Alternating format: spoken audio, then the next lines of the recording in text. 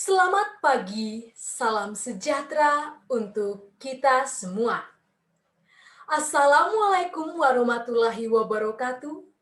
Shalom, Om Swastiastu, Namo Buddhaya, salam kebajikan. Pada kesempatan yang baik ini, izinkanlah saya, Antonia Humiliata Tukan, dengan NIM 191224036 untuk boleh mempresentasikan sebuah materi yang berjudul Perluasan Makna Leksem Anak dalam Bahasa Indonesia. Presentasi pada hari ini saya bagi menjadi 3 pokok presentasi, yaitu yang pertama pendahuluan, yang kedua pembahasan, dan yang ketiga penutup. Kita masuk pada bagian pertama, yaitu pendahuluan. Perluasan makna merupakan perubahan makna literal suatu leksem yang disebabkan oleh faktor internal dan faktor eksternal. Menurut Ullmann, perubahan makna dapat terjadi karena 6 faktor, yaitu kebahasaan, kesejarahan, aspek sosial, aspek psikologis, pengaruh asing, dan kebutuhan terhadap kata-kata baru. Berdasarkan penelitian yang telah dilakukan oleh peneliti, ditemukan sebuah fakta bahwa penggunaan leksem anak yang cukup tinggi telah mengindikasikan adanya perluasan makna literal leksem anak. Maka dari itu, peneliti melakukan kajian untuk mendeskripsikan perluasan makna leksem anak dalam konstruksi idiomatis leksem anak, makna literal dan makna perluasan leksem anak, dan jejaring semantis leksem anak. Adapun dalam penelitian ini, peneliti menggunakan 4 metode. Yang pertama, metode SIMAK untuk melacak semua wujud konstruksi lingual yang mengandung leksem anak. Yang kedua, metode AGIH atau bagi unsur langsung untuk mendapatkan deskripsi tentang komponen-komponen makna dari wujud-wujud konstruksi yang dianalisis. Yang ketiga, metode formal yang diwujudkan dalam diagram. Dan yang keempat, metode informal yang diwujudkan dalam uraian-uraian paragraf deskriptif. Selanjutnya, kita masuk pada bagian inti dari presentasi hari ini, yaitu bagian pembahasan. 2.1 Konstruksi idiomatis leksem anak. Konstruksi idiomatis leksem anak mengangkat deskripsi linguistis tentang unsur-unsur pembentuk satuan linguistis yang berunsur leksem anak. Satuan linguistis yang berunsur leksem anak ini memiliki 6 tipe, yaitu yang pertama, tipe anak tambah nomina. Pada tipe anak tambah nomina ini, terdapat 3 subtipe, yaitu subtipe anak tambah nomina dasar, subtipe anak tambah nomina abstrak, dan subtipe anak tambah nomina bentukan. Leksem anak berkategori sebagai kata nomina. Dan pada contoh yang saya angkat di sini, kata Adam merupakan kata yang berkategori nomina abstrak. Tipe yang kedua adalah tipe anak tambah verba. Pada tipe yang kedua ini terdapat 2 subtipe. Yang pertama, subtipe anak tambah verba dasar, dan yang kedua, subtipe anak tambah verba bentukan. Contoh kalimat yang saya angkat dalam presentasi hari ini, yaitu ada banyak anak piara di kampung ini. Kata anak merupakan kata yang berkategori nomina, dan kata piara merupakan kata yang berkategori verba dasar. Piara memiliki makna dirawat atau dijaga. Lanjut pada tipe yang ketiga, yaitu tipe anak tambah adjektiva. Berbeda dengan kedua tipe sebelumnya, pada tipe yang ketiga ini tidak terdapat subtipe. Kalimat yang saya angkat dalam presentasi ini berbunyi, Bibi melahirkan anak kembar. Kata kembar di sini menduduki kategori kata adjektiva atributif yang berfungsi untuk mengatributi nomina, yaitu leksem anak. Tipe yang keempat, yaitu tipe anak tambah nomina tambah nomina. Di sini kita bisa melihat bahwa terdapat 3 unsur pembentuknya. Dan kalimat yang saya angkat pada presentasi kali ini dapat dimaknai seperti ini. Anak luar nikah berarti atau menghasilkan sebuah makna baru, yaitu anak yang bukan dari pasangan suami istri yang sah.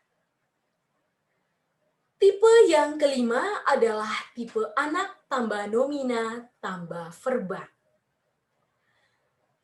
Leksem anak yang berkategori sebagai kata nomina di sini memiliki makna sebagai keturunan yang kedua.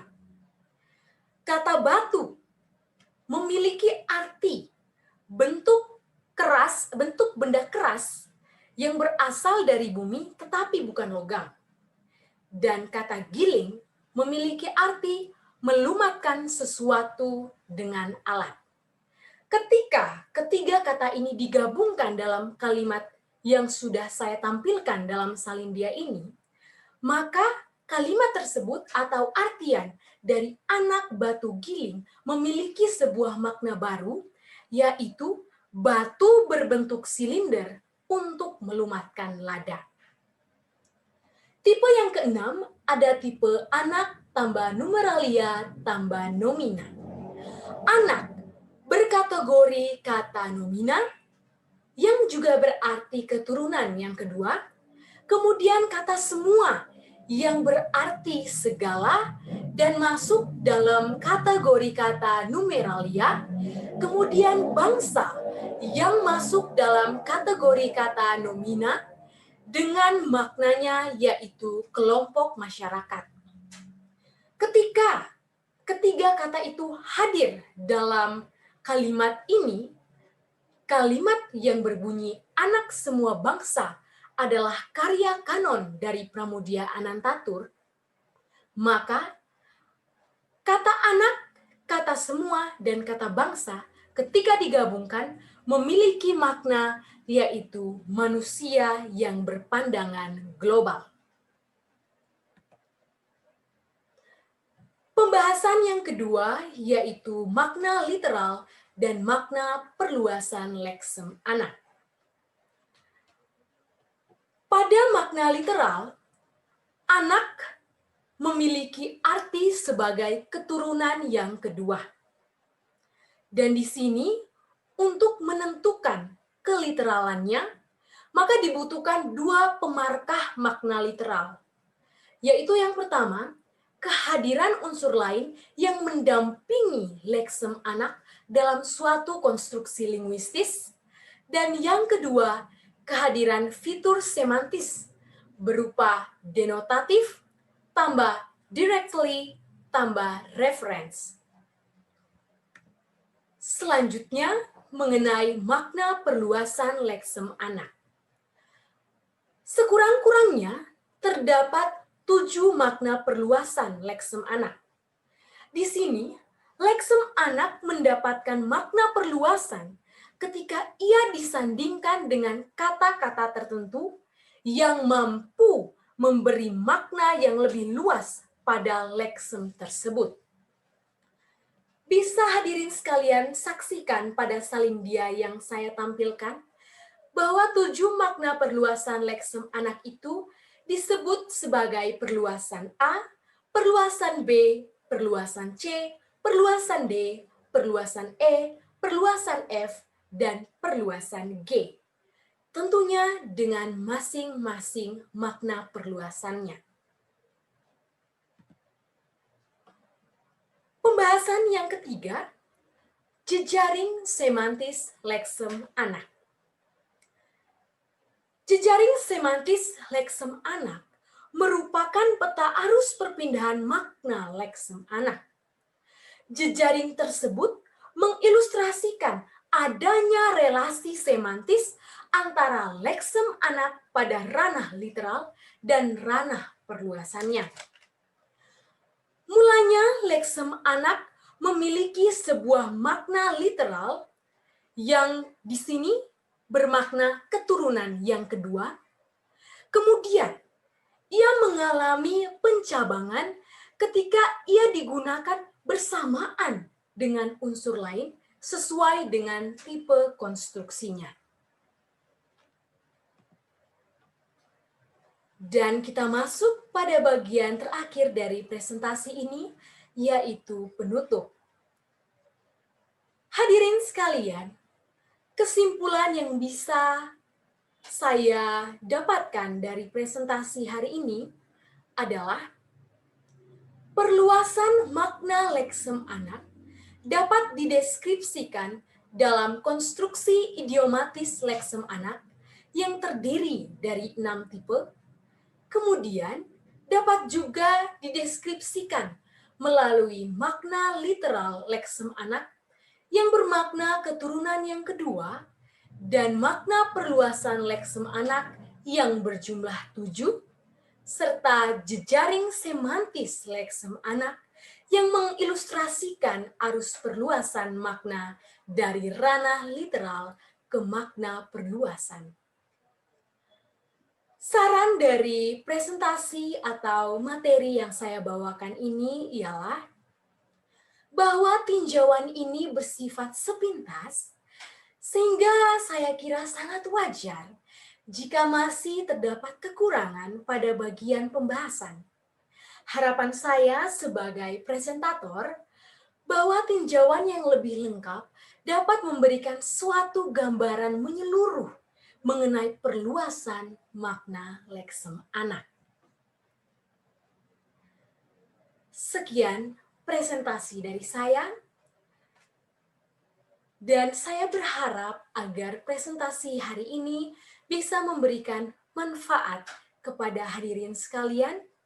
Sekaligus pada bagian akhir ini saya memohon maaf jika terdapat kata-kata yang salah atau kekurangan selama presentasi ini berlangsung. Sekian dari saya dan saya ucapkan terima kasih.